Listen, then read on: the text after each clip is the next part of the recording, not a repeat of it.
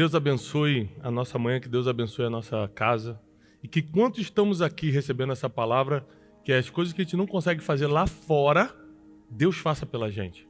Que quando você estiver aqui, seus filhos sejam abençoados, seus negócios sejam prosperados, que a sua casa, seu ministério, tudo aquilo que você ainda não está conseguindo entender, receba clareza para você começar a entender. Nós declaramos isso em nome de Jesus. Abra sua Bíblia no primeiro livro de Samuel. Primeiro livro de Samuel, temos muita coisa para entender e estudar.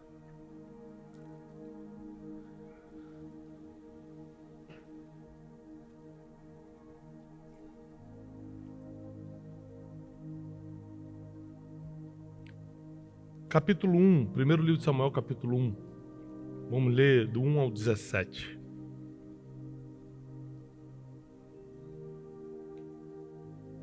Houve um homem de Ramataim Zofim, da região montanhosa de Efraim, cujo nome era Eucana, filho de Jeroão, filho de Eliú, filho de Tou, filho de Zufi, efraimita.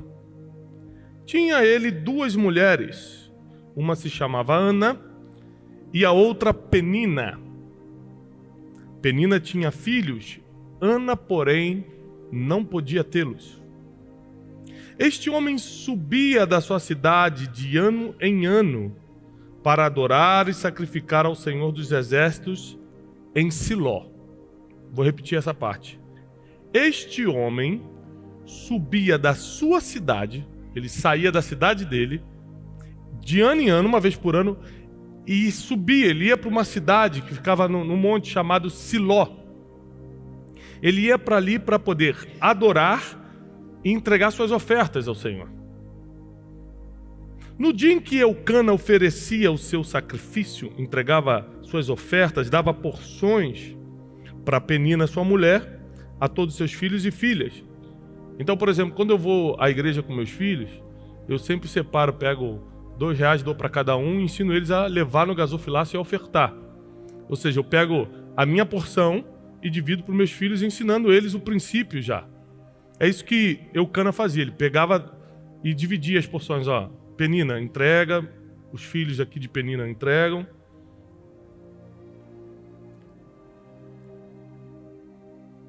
A Ana, porém, ele dava uma porção dupla, porque ele a amava, ainda mesmo que o Senhor a houvesse deixado estéril. Versículo 6. A sua rival. Alguém aqui já entrou em rivalidade contigo? Já tentou tomar o que é teu? Já competiu com você? Já falou mal de você sem motivo? Já aconteceu na sua vida isso? Sim ou não? Porque a Bíblia é impressionante. Ela usa termos para você entender que o que aconteceu há milênios com grandes heróis e heroínas da fé acontece com a gente até hoje. Agora, como é que você descobre que alguém é rival? Para você não confundir com outros tipos de perseguição. A rivalidade acontece quando a pessoa acha que está no mesmo nível que você. E aí você começa a criar rivalidade. É quando você acha que está no mesmo nível. Então, por exemplo, quem é o rival do Neymar? É o atacante do Corinthians? Ou do São Paulo, ou do Palmeiras? É ou não é? Mas ele também não é jogador de futebol? Também não faz gol? Mas se você vai falar de rivalidade, tem que ser Neymar com Messi, com Cristiano Ronaldo, concorda? Sim ou não? Porque para ser rival tem que estar no mesmo ou se achar no mesmo nível. Muita gente não está no mesmo nível que você, mas acha que pode ter o que você tem e entra em rivalidade. Quem está pegando isso aqui? Isso é terrível. A Bíblia diz que a ira é terrível, mas a inveja, quem poderá lidar com ela? É quando a pessoa começa a querer estar onde você está, ter o que você tem. Aí o versículo 6, a sua rival a provocava excessivamente para irritar, porquanto o Senhor tinha fechado o ventre de Ana. Então Penina fazia algo muito perverso, que é brincar com a deficiência do outro. A Bíblia diz que a rival provocava excessivamente. Não é mandava piadinha de vez em quando, não. O tempo todo ficava lembrando do defeito, do problema, da situação difícil, da impossibilidade de Ana. Não pode ter filho. Eu dei filho para o meu marido, você não pode. Era uma rivalidade má, perversa, que estava afundando a vida emocional e espiritual de Ana. Ana estava se sentindo um nada. Você imagina que se a gente sofre um bullying, a gente já começa... Todo mundo aqui tem seus complexos, alguns complexos de inferioridade, outros complexos de aceitação. Você faz tudo para se sentir aceito, se veste até da forma que não gosta, mas para ficar bem naquele grupo. Compra coisas que não pode comprar, não tem condição, mas para tentar ser aceito nos ambientes que você está frequentando. Ou seja, cada um aqui, em níveis diferentes, tem seus complexos. E os complexos têm muito a ver com maturidade, ou falta dela. Eu sempre tive complexo com um monte de coisa. Eu sempre tive complexo de inferioridade, sempre me achei inferior. Sempre tive complexo de rejeição. Ou seja, tinha aniversário de alguém, não me chamava, eu falava assim, é porque ninguém me quer mesmo, é porque ninguém gosta de mim, é porque eu não presto, é porque eu não sei o quê. E pá. Eu conseguia achar todos os defeitos do mundo em mim. Eram complexos. Os complexos existem? Ainda existem, mas numa proporção muito pequena, porque quando a maturidade aumenta, o complexo abaixa. Entendeu? Quando a maturidade aumenta, o complexo abaixa. Aí eu já consigo lidar com algumas coisas. Eu já não sofro, já não perco noites de sono por causa disso. Porque com a maturidade vem também a revelação da sua identidade. Você começa a entender quem você é, o que você pode fazer, o que Deus espera de você. E as coisas ficam relativamente mais fáceis de levar. A vida fica mais leve. Mas Penina caçoava da sua rival, provocava excessivamente todos os dias. E assim ela fazia de ano, e assim o fazia ele de ano em ano. E todas as vezes que Ana subia à casa do Senhor, uma vez por ano eles iam a esse lugar, Siló, para adorar e sacrificar, a outra a irritava. Então Ana chorava e não comia. Alguém aqui já ficou sem comer de tristeza? De tanto triste que estava, não aguentou comer? Também já aconteceu comigo. Tem vezes que você está tão mal que você só chora. Tem vezes que você está tão mal que tudo perde a graça. Até comer não tem graça. Era nesse nível de baixeza emocional que Ana estava. É nesse nível de ferida que ela estava. Não aguentava nem comer. Então Eucana, seu marido, lhe disse: Ana, por que você vive chorando? Por que você não come? Por que teu coração está triste? Eu não tenho sido melhor para você do que 10 filhos? Ou seja, Eucana devia dar um tratamento tão VIP para Ana. Falou assim, poxa, tudo bem, você tem esse problema, você não consegue ter filho. Mas olha como é que eu te trato. Nenhum homem trata a sua esposa assim. Eu te dou tudo, eu tô aqui sempre para te servir. Mas existem coisas na vida que você não substitui com outro tipo de amor. Por exemplo, o amor de pai. Se você não teve amor de pai, você nunca vai se substituir com o amor do seu marido. Tem mulheres que tentam isso. Inclusive casam com homens mais velhos ou tentam de alguma forma passar a imagem do pai para o marido. Mas existem amores que não podem ser substituídos. Quem está entendendo? O amor de Deus não pode ser substituído. Você pode buscar em drogas, você pode buscar na prostituição, você pode buscar todos os prazeres do mundo que no final você descobre que o amor de Deus é insubstituível.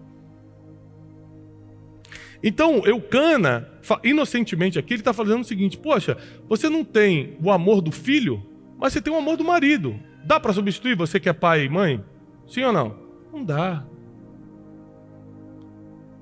Depois você tem filho, parece que a tua vida não existia antes dele, né? É impressionante isso. Então, Eucana, lógico, não fez para afrontar, ele amava a Ana, mas ele tentou provar para ela que ele estava dando o melhor dele. Mas só que aquele amor não poderia ser substituído. O que ela queria era sentir o amor de ter um filho. Ela queria experimentar isso.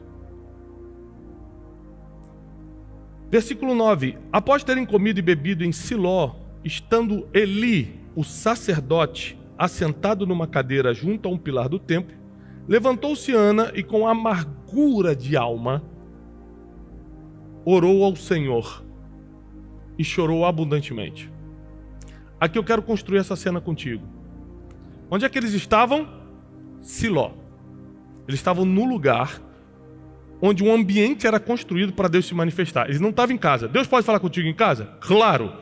Mas de ano em ano eles subiam para um lugar especial, um lugar que era preparado para Deus se manifestar. Depois que eles comeram e beberam, Ana se levantou e falou: vou voltar a orar. E por acaso, o sacerdote Eli estava sentado. Quem era o sacerdote nessa época? O homem que, juntamente com o profeta, poderia soltar uma palavra sobre a vida de alguém. Então ela estava no lugar certo, no lugar onde Deus se manifestava, com as pessoas certas. Porque naquela época era o sacerdote ou o profeta que poderia soltar uma palavra divina sobre a sua vida. Poderia te dar uma palavra do céu. Hoje em dia Deus pode usar qualquer um aqui. Qualquer um aqui pode carregar uma palavra divina e entregar para outro. Naquela época tinha algumas hierarquias a serem respeitadas. Depois de Jesus na cruz, 2000 anos atrás, esses dons foram distribuídos. E hoje qualquer um que buscar, o apóstolo Paulo nos aconselha, cada um buscar diligentemente os dons que você quer. Cada um pode buscar os dons. Mas naquela época era entregue e você tinha uma função. O sacerdote ou o profeta tinha autoridade espiritual para entregar uma palavra para alguém. E Ana começa a chorar com amargura de alma e chorar abundantemente. E ela faz um voto dizendo: Senhor dos exércitos, se benignamente atenderes à aflição, atentares para a aflição da tua serva, e de mim te lembrares, e não te esqueceres da tua serva, e me deres um filho homem. Ainda pediu o sexo do bebê, hein? Tem que ser homem. Eu já não tenho, e quando tiver, eu ainda quero homem. O darei por todos os dias da sua vida, e sobre a sua cabeça não se passará navalha. Então ela faz um voto com o Senhor. Presta atenção, porque isso aqui é muito importante. No ambiente certo, o ambiente que é preparado para isso, é um ambiente para você fazer votos com Deus. Você não pode fazer pacto com Deus, porque pactos não podem ser quebrados. Então Deus faz pacto com homens, você só faz voto com ele. E Salomão nos aconselha em Eclesiastes: se você fizer um voto com Deus, não tardes em cumpri-lo, porque Deus não é tolo. Agora, se você fizer um voto com Deus e Deus decidir pegar esse voto e fazer um pacto contigo, aí tua vida está resolvida. Porque aí quando Deus faz um pacto com o homem, acabou, está feito. Não importa o que aconteça, vai acontecer. Mas você provoca esse pacto com Deus através de um voto. E onde se faz um voto? Em lugares onde ambientes são criados para isso acontecer. Isso é muito parecido com a história de Jacó. Já vou continuar na história de Ana, mas olha a história de Jacó. Ele sai fugindo da sua família com apenas um bordão na mão. Atravessa o Jordão e começa a buscar um lugar para dormir. Ele começa a dormir em um lugar que ele não conhecia. Deita em cima de uma pedra e usa como travesseiro. E de repente, Deus aparece para ele em sonhos e ele vê uma escada que subia até o céu com anjos descendo, subindo e descendo. Ele acorda e fala: quão terrível esse lugar, verdadeiramente Deus está aqui. E chamou aquele lugar de Betel, casa de Deus. No tempo todo que ele estava na sua casa, mesmo ele sendo Jacó, que vem a ser o pai da nação de Israel, ele não teve essa experiência. Quando ele chegou em Betel, quando ele foi para o lugar certo, Deus deu uma experiência com ele. Aí um anjo aparece, ele agarra o anjo e luta com o anjo a noite toda. Fala: não vou te deixar embora se você não me abençoar. E a Bíblia diz que quando o anjo abençoa Jacó, ele faz um voto com Deus. Jacó faz um voto com Deus, não em qualquer lugar, ele faz um voto onde ele percebe que Deus está se manifestando. Eu fiz poucos votos com Deus, mas todos os votos que eu fiz, e graças à misericórdia de Deus eu cumpri, foi em lugares onde eu via que Deus estava se manifestando. As maiores ofertas que eu fiz, inclusive financeiras, porque a oferta não é só financeira, eu fiz em lugares que eu vi que Deus estava se manifestando. Eu falei: esse é o lugar certo para eu fazer um voto com Deus. Existem ambientes que são criados para que uma palavra venha sobre a sua vida e para que você faça um voto com Deus. Voltando à história de Ana, ela faz um voto dizendo: se Deus me der um filho, eu devolvo esse filho para Deus todos os dias da sua vida, e ele vai ser profeta, ele vai ser diferente. Não vou cortar o cabelo dele, vou deixar ele virar um profeta. Demorando-se ela a orar perante o Senhor, ou seja, ela ficou muito tempo orando, passou Eli a observar-lhe o movimento dos lábios. Presta atenção, no início da oração, Eli, o sacerdote, não estava prestando atenção nela. Quando ela começa a orar muito tempo, ele começa a percebê-la. Você vê que às vezes você ora tão pouco tempo que nem o mundo espiritual consegue perceber você. Se uma pessoa te diz, amém, acabou. O anjo, o que ele falou? Alguém, eu não peguei. Gente, não dá tempo nem de levar a oração para Deus, porque foi muito rápido. Mas Ana demorou-se orando ao Senhor, e aí Eli, o sacerdote, começou a prestar atenção nela. Viu o movimento dos lábios, e Eli achou que ela estava embriagada, porque eles tinham acabado de comer e beber, lembra? Por que ele achou que estava embriagada? Porque ele tinha acabado de comer e beber vinho. Então, essa mulher bebeu demais no almoço. Já está assim. 2 da tarde está assim. E ele chega para Ana e fala, até quando tu estarás embriagada? Aparta de ti esse vinho. Ana respondeu, não, meu senhor. É que eu sou uma mulher atribulada de espírito. Não bebi nem vinho, nem bebida forte. Porém, venho derramando minha alma perante o Senhor. Não tenha, pois, a tua serva por filha de Belial, ou seja, filha de outros deuses. Porque pelo excesso da minha ansiedade e da minha aflição, 2 coisas que ela confessa que ela tem: ansiedade e aflição. É pelo excesso da minha ansiedade, que eu quero muito ter um filho, e da minha aflição, que é porque eu não tenho, é o que eu tenho falado até agora com Deus. Então disse Eli,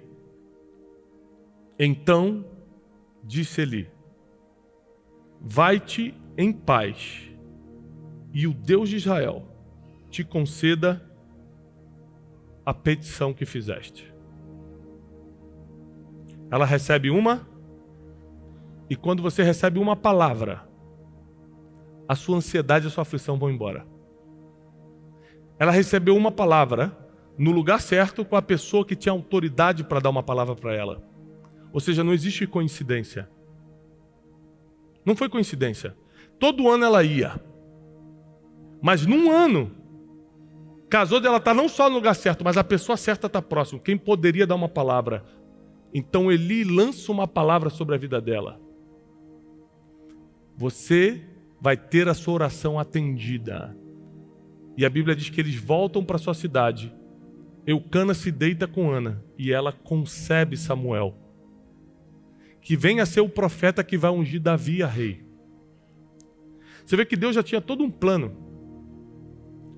Tem uma pregação minha, uma das primeiras pregações minhas do YouTube, chamada Oração Inteligente, onde eu explico como Deus atendeu rapidamente a Ana quando ela prometeu o filho de volta.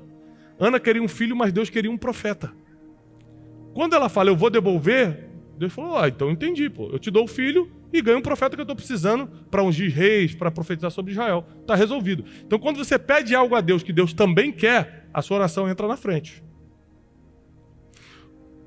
Tiago capítulo 4 diz, pedis e não recebeis, porque pedis? Pedis por seus próprios interesses e prazeres, diz a Bíblia. Agora quando você pede algo que está no coração de Deus, é acelerado todo o processo. Por isso que nós temos que aprender a orar. Então, quando esse ambiente em Siló era criado para adorar, para ofertar, para você ter uma experiência com Deus, Eucana pegava a sua família e levava e os expunha a esses ambientes. Você imagina que, anos depois, o filho de Ana vira o homem mais importante de Israel. Samuel vira o homem mais importante de Israel. E todas as vezes Samuel vinha em casa, porque ele vinha só de tempo em tempo, porque ele foi criado no templo, tinha que preparar uma mesa para receber o homem mais importante de Israel. Então se sentava Eucana, Ana, Penina, e a Bíblia diz, prepara uma mesa na presença dos meus inimigos. Unge a minha cabeça e faz o meu cálice transbordar. E Penina agora tinha que servir o homem mais importante de Israel, que era filho da mulher que ela perseguiu a vida toda.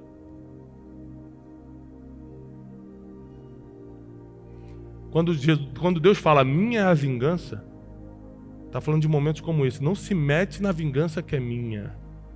Não vai tentar melhorar o que eu posso fazer, não, que você só vai se estragar. Você vai ser preso, você vai ficar mal emocionalmente, vai fazer besteira. Minha é a vingança, diz o Senhor. Recebe essa palavra e caminha em cima da palavra que eu te entreguei. Deixa que o resto é comigo. Existem muitas vinganças que, se dependesse do ser humano, a gente ia falar, mata logo. Sim ou não? Eu falo, para que eu vou matar se eu posso botar ela para servir teu filho para sempre? E todo dia você vai lembrar que qualquer um que caçoar de uma palavra que eu coloquei sobre a vida de alguém vai ter que servir essa palavra para sempre. Em cima da palavra que Ana recebeu, ela foi para casa treinar. Eu quero vem cá, meu filho. Porque não basta ter uma palavra, tem que treinar. Vou treinar para essa palavra, né? E a palavra vira realidade quando você acredita e treina. E aí virou realidade na vida dela. Samuel nasceu e trouxe a honra que ela tanto esperava para a vida dela. E a Bíblia diz que Ana teve outros filhos e filhas. Isso quer dizer que ela devolveu um para Deus e Deus abriu o ventre dela de vez. Ela teve vários outros. Porque Deus nunca fica devendo nada a ninguém.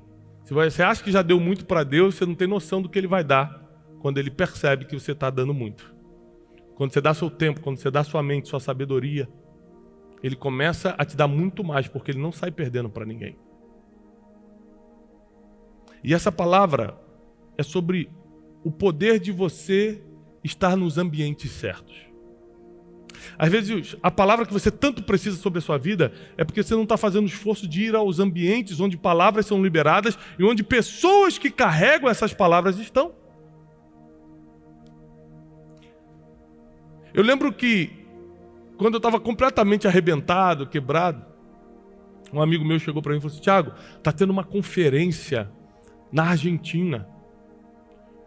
Olha, é muito espiritual, o negócio é muito forte. Eu falei, rapaz, eu não tenho dinheiro nem para comer o almoço hoje, como é que eu vou para a Argentina? Ele falou assim, não, faz o seguinte, eu te empresto o cartão. Tem pessoas que Deus coloca na tua vida que tu não sabe se é para te endividar ou para te ajudar. Eu falei, Deus, será que é para me endividar? Ele me dá um sinal, Deus me deu um sinal para ir. Eu falei, tá bom, me empresta o cartão. Peguei aquele cartão, parcelamos a viagem. Naquela época, era em 10 vezes no cartão. E fui. Quando eu cheguei, quando eu pousei no aeroporto, já tinha começado a conferência, eu fui direto para a conferência, com a mala de viagem, deixei assim na porta e entrei. Tinha 2.000 pessoas. Quando eu entrei, o homem que estava pregando falou assim, você de camisa vermelha? Eu falei, eu? E ele estava pregando em espanhol, era na Argentina. Eu falei, Jô? Ele, você vem cá. Quando eu comecei a andar pelo corredor, ele falou assim, seu nome será excelência. Imagina, eu estava quebrado, viajando, parcelado 10 vezes o cartão dos outros. Seu nome será excelência. Eu vejo prosperidade e abundância vindo sobre a sua vida. Aí eu, será que esse cara é de Deus, gente? Porque eu estou querendo só pagar as dívidas, não estou querendo abundância, não. Quando eu cheguei na frente, ele pegou minha mão e falou assim, você vai escrever livros. Eu não tinha nenhum escrito. E seus livros estarão nos aeroportos do mundo. Seus livros vão ser lidos por milhões de pessoas. Você vai pregar para muita gente. Ele começou a falar coisas que não tinha nenhum sentido para mim. Porque nada daquilo era realidade. Eu estou falando de 8 anos atrás. Nada daquilo era realidade. Eu estava no meio de uma quebra, eu estava mal emocionalmente, eu estava meio afastado de Deus, porque eu estava achando que Deus estava me abandonando. E Ele me soltou aquela palavra. Então eu voltei para casa e comecei a treinar. Eu peguei uma apostila que eu estava escrevendo e comecei a transformar em livro. Peguei 4.000 reais emprestado com um amigo, que eu não tinha dinheiro, e imprimi 1.000 livros. Na época, com 4.000 reais, eu conseguia imprimir 1.000. Um amigo meu de infância fez a capa para mim. E eu lancei o livro Rumo ao Lugar Desejado, debaixo daquela palavra. Foi o primeiro livro que eu escrevi e eu mesmo imprimi. E as coisas começaram a acontecer na minha vida. E as portas começaram a se abrir. Quando Deus te dá uma palavra, não vai acontecer gigante, vai começar pequenininho, porque Ele primeiro quer testar se você é fiel no pouco. Porque só quem é fiel no pouco, Deus coloca sobre o muito. Tem que ser fiel no pouco. Deus sempre vai te testar no pouco para saber se você está habilitado para viver o muito. Deus sempre vai te testar no pouco para saber se você está pronto para viver o muito. Sempre. Deus sempre começa pequeno. Na Bíblia toda. De Gênesis a Apocalipse. E aí, o ambiente certo liberou essa palavra sobre a minha vida que se cumpriu anos depois. E aí quando Deus começou a me levantar, eu lembro que eu fiz uma promessa para Deus, um voto com Deus nessa conferência. Falei, todas as vezes, Deus, se você me levantar, eu já tinha orado assim no meu quarto uma vez, e nessa conferência eu fiz uma coisa. Como eu não tinha dinheiro nenhum, eu fui nesse amigo, que ele foi comigo, o que emprestou o cartão da viagem. E ele é muito chato, esse cara até hoje me perturba e é meu amigo até hoje, eu deixo ser meu amigo porque ele me abençoou muito no início. Eu sempre falo para ele, cara, você é muito chato, mas você vai ser meu amigo para sempre, porque quando eu mais precisei, você me ajudou. E eu paguei, parcelado, paguei as 10 parcelas direitinho.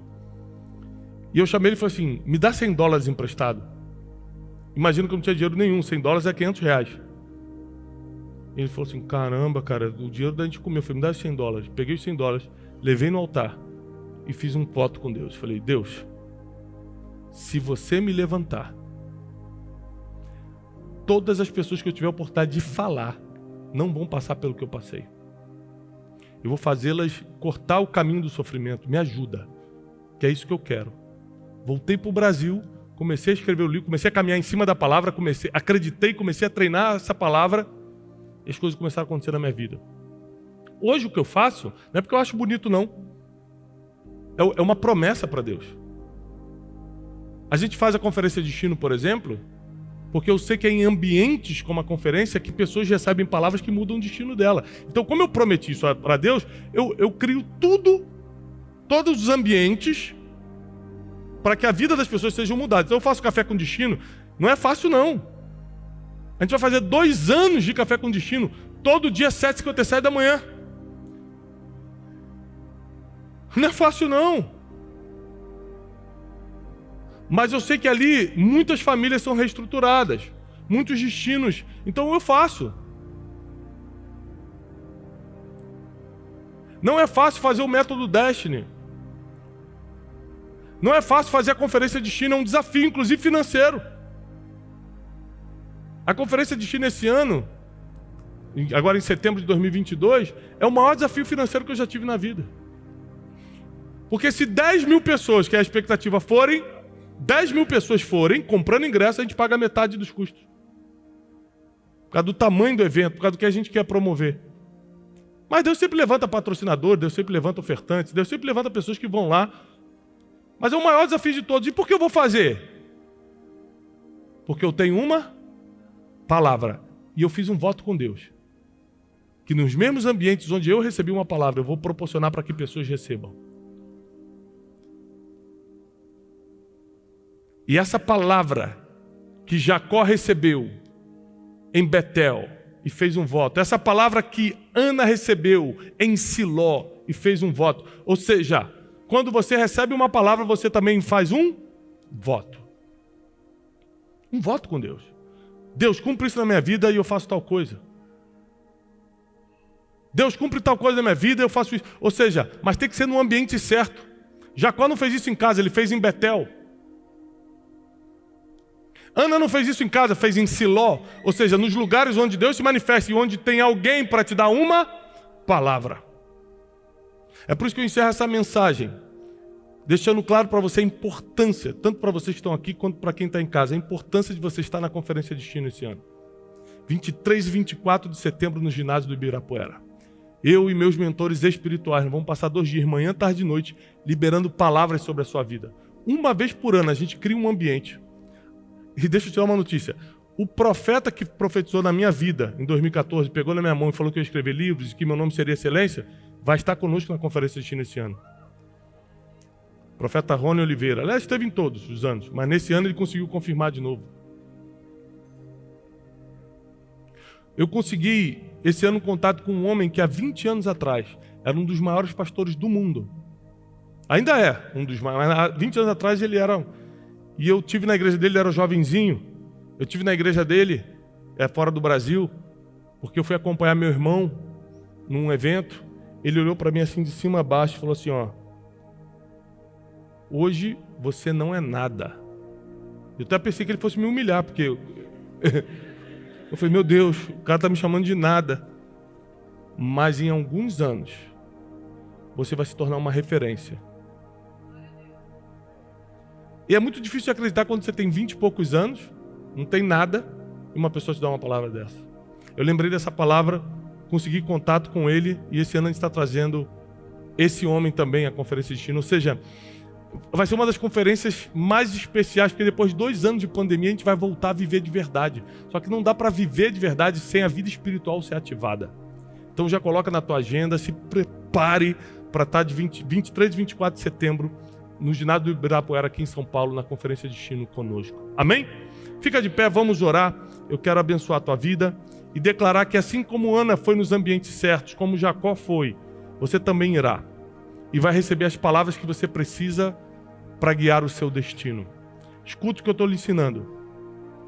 Deus escreveu todos os seus dias. Deus escreveu o seu destino. Você só precisa alinhar suas decisões com aquilo que Ele já espera de você. Só que é impossível você alinhar suas decisões com o que Deus espera de você, andando por onde quiser, escutando palavras. Quantas palavras negativas você escutou? Gente falou que você não ia conseguir, gente falou que você não era nada, gente falou que você era feio, pobre, isso, não vai fazer. Agora, quando é para escutar as palavras que liberam o nosso destino, a gente não se expõe a essas palavras? Não, peraí. Você sabe como é que tira uma coisa ruim de você? Dando excesso da coisa boa no mesmo lugar. Isso vale para a medicina, isso vale para a sua vida espiritual. Se você recebeu muita palavra negativa na sua vida, se expõe a ambientes onde muitas palavras proféticas vêm sobre a sua vida, que cada palavra negativa dessa vai saindo. E vai ficando somente as palavras que Deus tem para você. Pai, em nome de Jesus, nós abençoamos esse povo que se reúne em Teu nome. Quem está assistindo a gente em casa, na internet, quem está assistindo aqui agora, nós declaramos o amor e a graça de Deus. Começa a abrir as oportunidades certas para que ele frequente os ambientes onde Tu se manifesta, onde tu queres falar com eles. Senhor, coloca as pessoas certas nesse lugar também. Declaramos que assim como aconteceu o impossível na vida de Anne, não só o milagre aconteceu, mas Deus também fez com que aqueles que não acreditavam, aqueles que caçoavam, servir a palavra que ela recebeu através de Samuel. Nós declaramos que o Teu povo estará protegido e blindado no Teu nome. Declaramos a paz, a graça, a bênção, a abundância e a prosperidade do céu sobre a vida de cada um, em nome de Jesus. E aqueles que creem, aplaudam ao Senhor. Deus te abençoe. Deus te abençoe.